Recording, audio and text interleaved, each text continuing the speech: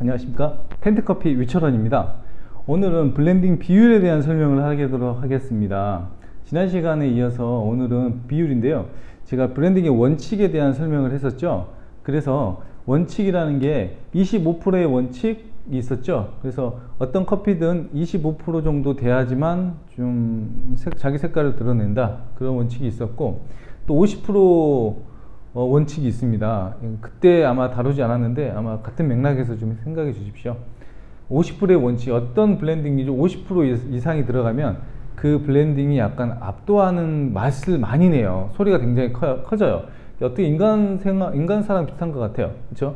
그래서 우리 다수결의 원칙에서 뭐 기업도 마찬가지고 51%를 가진 사람이 뭐 최대 지주가 되잖아요. 그런 것처럼 50% 이상 정도의 비율을 가지고 있으면 블렌딩의 베이스로 압도적일 수 있습니다. 그래서 저 같은 경우에는 브라질하고 콜롬비아를 한 50%, 45에서 50% 정도 사용을 하는데, 브라질과 콜롬비아를 같이 볶아 가지고 사용을 했죠. 제가 전 시간에 프레이 블렌딩 설명을 하면서 제가 말씀드렸을 겁니다.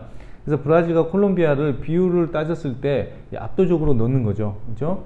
그 다음에 가운데 이거는 이제 따로 이제 블렌딩을 하면 더 좋겠죠. 그리고 브라질, 콜롬비아, 과테말라, 탄자니아 같은 그 하드한 콩들을 같이 섞어 가지고 블렌딩을 하고, 뭐 케냐도 섞어도 여기까지는 무방합니다. 하지만 이제 우리 어떤 좀 이게 신분 계급도 이런 것 같이 보이는데, 케냐가 조금 제일 윗부분에 있죠. 네, 이런 콩들보다 가격면도 그렇고 퀄리티도 그렇고 맛도 그렇고, 그렇죠? 그래서 이 케냐 같은 경우가 이제 블렌딩에 넣을 때는 케냐는 그렇게 제가 추천하지 않아요. 왜냐면 얘를 집어넣게 되면 되게 맛은 좋고 훌륭하고 바디감도 살릴 수가 있고 퀄리티도 높일 수가 있고 그렇긴 한데, 이게 만약에 빠졌을 때 대체할 수 있는 콩들이 사실 많지가 않아요. 그렇기 때문에 되게 조심스럽다. 어떤 시즌 블렌딩을 할 때 어떤 넣을 수는 있겠는데, 그냥 이렇게 일반적으로 나왔을 경우에 특별한 케이스를 제외하고는 케냐를 넣는 거는 조금 신중을 해라 라는 걸 말씀드리고 싶습니다.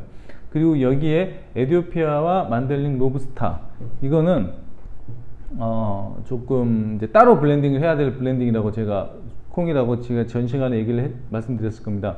근데 여기서 로부스타에 대한 좀 재발견이 분명히 있을 것 같아요.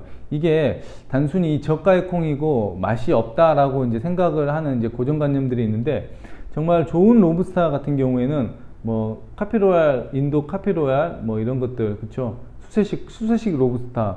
그리고 이제 로부스타는 이제 많이 씻죠. 그러니까 세미워시드, 베트남도 같은 것도 그렇고 인도네시아 같은 것도 이렇게 씻어냅니다. 그러니까 아무래도 이게 콩이 좀 너무 이제 좀 조악하다 보니까 그렇게 공법들이 이제 발전이 된 것 같아요. 그리고 고급 내추럴 같은 경우에는 체리 로부스타 같은 거, 그리고 몬순도 있죠. 몬순 이 정도의 이제 로부스타가 있는데, 과테말라, 멕시코, 우간다에서도 로부스타는 나오니까 로부스타에 대한 재발견, 이게 아마 조만간 좀 화두가 되지 않을까, 이렇게 조심스럽게 전망을 해 봅니다.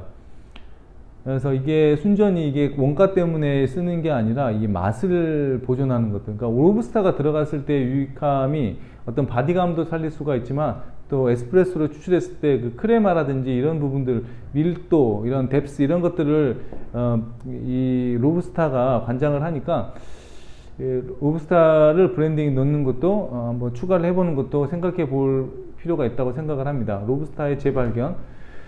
그래서 제가 이제 이 정도를 해서 자기가 조화롭게 만들어 보는 수밖에 없어요. 왜냐면 코스타리카라고 해도 그레이드가 너무 많고, 이거 섞었을 때 어느 정도 섞었을 때 맛이 난다라고, 이게 이제 이 정도의 어떤 아웃라인을 가지고 세부적인 것들은 여러분들이 조정을 해 가야 돼요. 왜냐면 이게 딱 맞아 떨어지지가 않습니다. 계속 이게 변화가 있는 거예요. 이게 코스타리카가, 그러니까 일리 같은 경우가 그 코스타리카에서 이제 백업되어 있는 농장이 50개 이렇게 되어 있는 것처럼,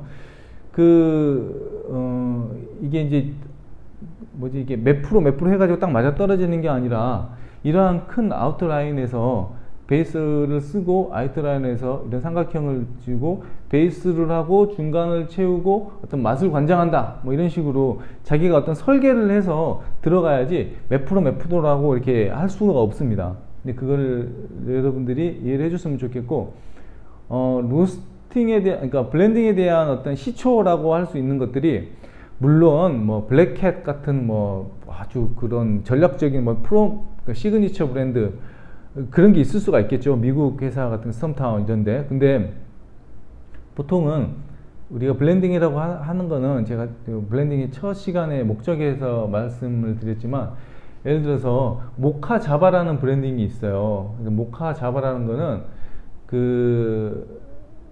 자바 커피로 불리우는 인도네시아 콩 있죠. 인도네시아. 그리고 이제 모카라고 할 수 있는 뭐 에티오피아라든지 아니면 예멘 이런데 모카 커피. 그래서 이 예멘 모카가 이제 일본 쪽에서는 되게 인기가 많은데, 모카 자바라는 브랜드도 일본에서 이제 나온 건데, 이것만 했을 경우에는 이 약간 라이트하고 은은하고 그런 것들은 있지만, 이게 좀 단미라든지 이런 바디감이 좀 떨어져요. 그래서 상대적으로 그걸 보완해 줄 수 있는 인도네시아 콩을 집어넣어서 이 옷을 만든 겁니다. 제가 이 예를 든 이유는 어떤 브랜딩에 대한 어떤 컨셉 또는 원래 브랜딩의 목적, 이런 것들에 대해서 설명을 하기 위해서 이제 말씀을 드리는 겁니다. 그러니까 블렌딩이 뭘 섞어 가지고 하는 게 아니라 어떤 보완하고 새로운 맛을 창조하고 완벽해지려는 그 과정 중에 있었다. 그래서 모카 자바라는 이 브랜딩도 예멘이 25%, 뭐 토라자가 75% 나오는 것도 모카 자바고, 하라가 50%, 만델린이 50% 들어간 거, 뭐 이것도 모카 자바고. 그러니까 들어가는 것들에 대한 어떤 개념들은 있는 거예요. 그러니까 여기에 뭐가 들어가는지는, 그러니까 내가 이런 브랜딩을 만들겠다 했는데 속에 들어가는 블렌딩이 바뀔 수가 있는 거죠. 예. 이게 통하는 겁니다. 그러니까 비율이 50대 50이어도 이건 3대 2대 1 이런 거여도 서로 목표치만 맞으면, 내가 이런 브랜드를 만들고 싶어. 예를 들어서 내가 크리스마스 브랜드를 만들고 싶어. 작년에 제가 먹어본 커피 중에 가장 맛있었던 게 크리스마스 브랜드인데 아주 놀랍게 맛있더라고요. 그러니까 크리스마스에 모든 가족들이 모여가지고 조화롭게 커피를 마시는 게 내 컨셉이야 라고 해가지고 그걸 정확히 표현해내는 로스터가 있었습니다. 그리고 발렌타인데이 때 초콜릿티한 커피를 만들고 싶어 해가지고 정확히 표현하면 그게 이제 블렌딩이 되는 거죠. 시그니처가 되는 거죠. 근데 생뚱맞게 내가 모카 자바에 어울리는 걸 만들고 싶어 해가지고 여기에다가 다른 콩을 가지고 왔으면 본인이 원하는 컨셉으로 못 만들었겠죠. 그러니까 콩에 대한 이해도 있어야 되고, 맛에 대한 이해도 있어야 되고, 자기가 뭘 원하는지에 대한 정확한 지점이 있어야지 블렌딩을 할 수 있다. 전략적인 시그니처 브랜드를 만들 수 있다. 그래서 이 두 개를 비교해 가면서 설명해 드렸습니다. 감사합니다.